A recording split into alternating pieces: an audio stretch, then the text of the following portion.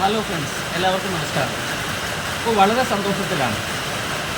കാരണം ചുട്ടുകൊള്ളുന്ന വേനൽ, ആ വേനലിൽ ഒരു സന്തോഷമായി, ഒരു എന്താ പറയുക, ആശ്വാസത്തിൻ്റെ ഒരു അലയൊലിയായി മഴ പെയ്തിറങ്ങി.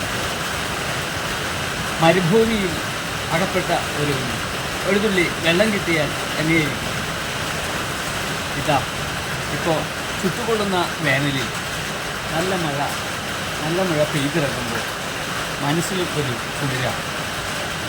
ശരിക്കും ചൂട് സമയത്ത് നമുക്ക് ഒന്നിനോടും വലിയ താല്പര്യമില്ല.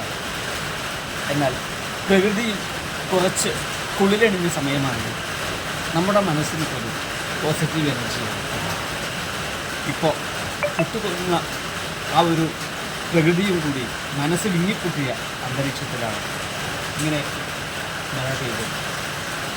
ശരിക്കും ഈ മഴ എന്നുള്ളത് പ്രകൃതിയുടെ വരദാനം തന്നെയാണ്, അല്ലേ?